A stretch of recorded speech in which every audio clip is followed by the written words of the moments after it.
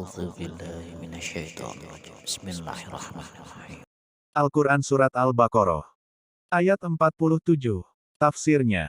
Hai Bani Israel, ingatlah akan nikmatku yang telah kuanugerahkan kepadamu, yaitu mensyukurinya dengan jalan menaatiku, dan ingatlah pula bahwa aku telah mengistimewakan kamu, maksudnya nenek moyangmu, atas penduduk dunia, maksudnya penduduk di zaman mereka itu.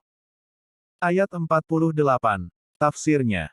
Dan takutlah olehmu suatu hari, yang pada hari itu tidak dapat membela seseorang atas orang lainnya walau sedikit pun, yakni pada hari kiamat, dan tidak diterima. Ada yang membaca, tukbalu, dengan huruf ta, dan ada pula, yukbalu, dengan huruf ya. Daripadanya, syafaat, artinya pada hari kiamat tidak ada perantara dan tak ada orang yang dapat dijadikan sebagai perantara, dan tidak pula tebusan, dan tidaklah mereka akan ditolong, artinya dibebaskan dari azab Allah. Ayat 49. Tafsirnya.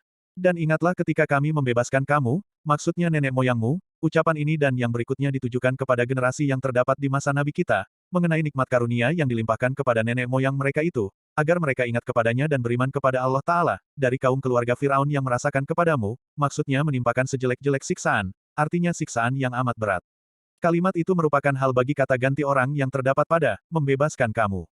Mereka menyembelih, merupakan penjelasan bagi kalimat yang sebelumnya, anak-anak lelakimu, dan membiarkan hidup artinya tidak membunuh anak-anak perempuanmu. Hal ini disebabkan ramalan tukang tenung bahwa akan ada seorang anak lelaki kelahiran Bani Israel yang akan menjadi penyebab lenyapnya kerajaan Firaun itu. Dan hal yang demikian itu, yakni siksaan atau pembebasan menjadi cobaan ujian atau pemberian nikmat yang amat besar dari Tuhanmu. Ayat 50. Tafsirnya. Dan ingatlah ketika kami pisah, kami belah, demi karenamu, lautan, sehingga kamu dapat masuk dan melintasinya ketika melarikan diri dari musuhmu, lalu kami selamatkan kamu dari bahaya tenggelam, dan kami tenggelamkan keluarga Firaun beserta kaumnya, sedang kamu sendiri menyaksikan hal itu, yaitu bertautnya lautan yang menyungkup mereka. Ayat 51. Tafsirnya. Dan ingatlah ketika kami menjanjikan dalam sekian masa, kepada Musa selama 40 malam, maksudnya kami janjikan akan memberinya Taurat setelah 40 malam untuk menjadi pedoman bagi kamu. Lalu kamu ambil anak lembu, maksudnya patung anak lembu yang ditempa oleh Samiri menjadi Tuhan, sepeninggalnya, artinya setelah ia pergi memenuhi perjanjian dengan kami itu, dan kamu adalah orang-orang aniaya disebabkan menaruh sesuatu bukan pada tempatnya, yaitu mengambil anak lembu itu sebagai sembahan. Ayat 52. Tafsirnya. Kemudian kami maafkan kamu, kami hapus dan ampuni kesalahanmu setelah itu, setelah pengambilan patung menjadi Tuhan, agar kamu bersyukur dan menyadari nikmat karunia kami kepadamu. Ayat 53. Tafsirnya. Dan ingatlah ketika kami berikan kepada Musa Alkitab, yakni kitab Taurat dan pemisah, merupakan, atau tafsir, hubungan sebagai penjelasan bagi Taurat yang menjadi pemisah di antara yang hak dengan yang batil, yang halal dengan yang haram, agar kamu peroleh petunjuk dengannya dari kesesatan. Ayat 54.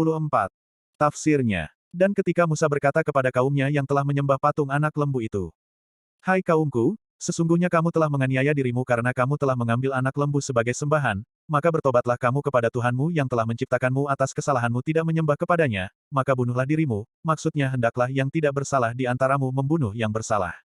Demikian itu, yakni membunuh itu, lebih baik bagimu di sisi Tuhanmu hingga dituntunnya kamu untuk melakukannya dan dikirimnya awan hitam agar sebagian kamu tidak melihat lainnya yang akan menyebabkan timbulnya rasa kasihan di antara kamu yang akan menghalangi pembunuhan ini.